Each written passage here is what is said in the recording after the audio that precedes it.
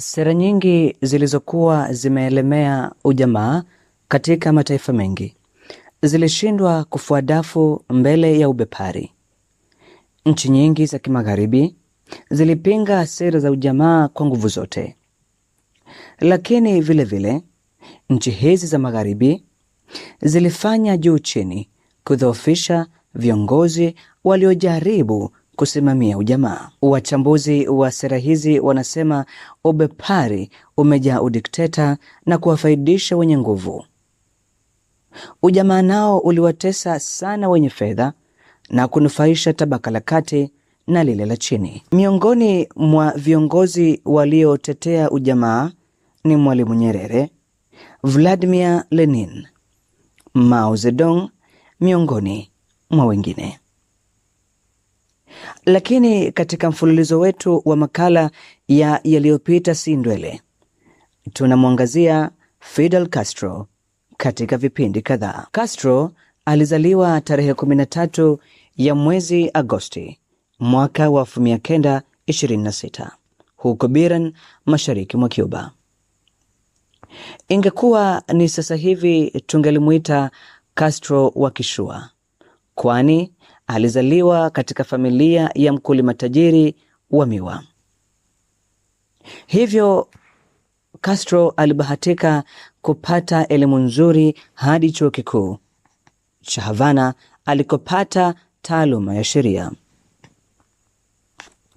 Katika maisha yake ya utoto, ujalunga hadi ujana uliokomaa, Castro alikuwa mchunguzi na mdadisi asiye na mfano.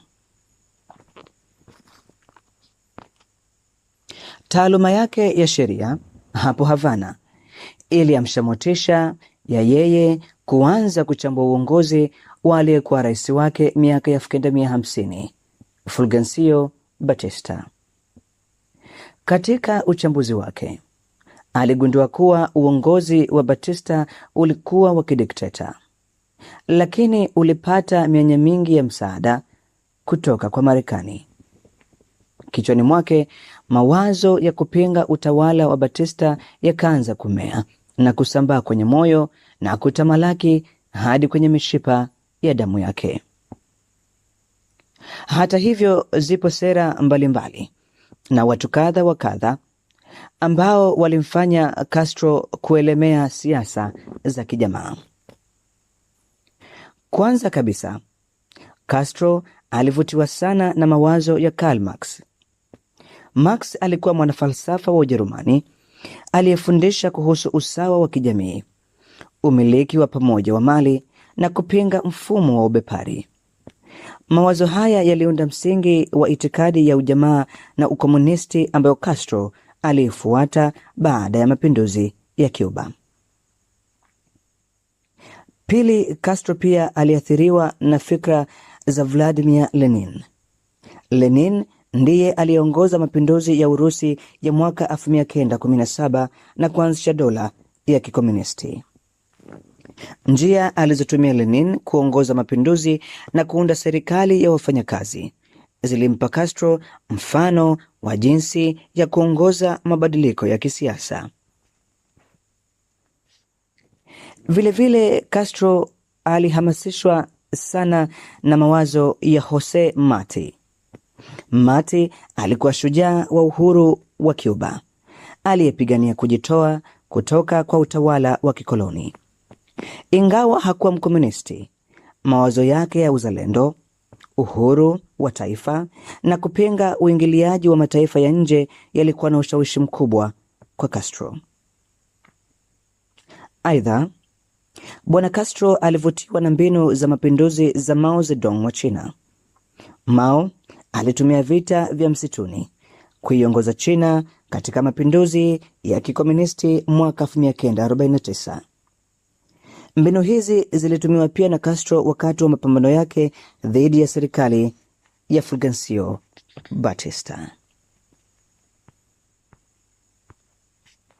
Wazazi wa Castro hawakuwa watu wa siasa kali kama alivyokuwa yeye, na hakuna ushahidi mwingi unaoonyesha kuwa walifurahishwa sana na sera zake za mapinduzi au ukomunisti.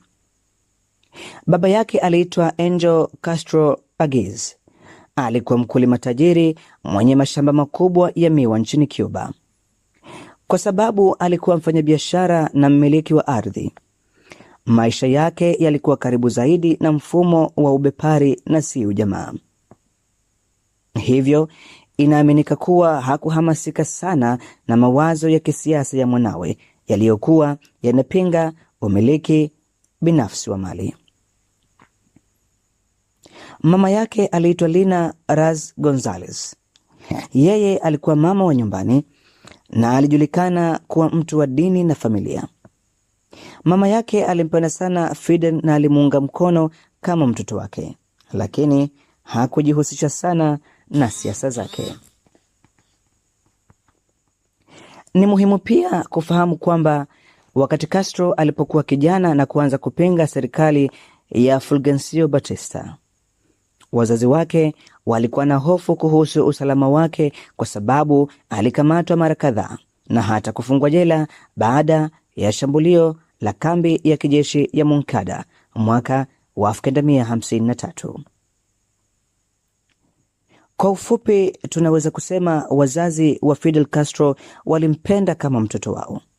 Hata hivyo, hawakuwa wanaharakati wa kisiasa kama yeye. Inaaminika hawakufurahishwa sana na siasa zake kali za mapinduzi, lakini walijali zaidi usalama wake kuliko siasa zake. Katika vipindi vijavyo, tutaendelea kumzungumzia Fidel Castro, ambaye vijana wengi hususani wa bara la Afrika na kule magharibi mwa Asia wanapenda sana kumtumia kama kioo chao. Lakini je, wanafahamu maswaibu aliyoyapitia Fidel Castro katika kuleta mapinduzi ya nchini mwake? Usikose kuendelea kufuatilia makala mbalimbali tunazo kuletea kupitia chaneli hii ya YouTube. Usikose kusubscribe, kupenda video hii, lakini pia unaweza kutuandikia maoni yako na ukaendelea kurambaza kwenye ukurasa huu kwa ajili ya makala fupi mbalimbali zitakazoendelea kukujia. Hadi kufikia hapa, sina la ziada. Hadi pale tutakapokutana tena kuyazungumzia maisha yaliyobaki ya Fidel Castro. Hadi wakati mwingine, panapo heri za Mwenyezi Mungu na majaliwa yake labana. Kwa heri kwa sasa.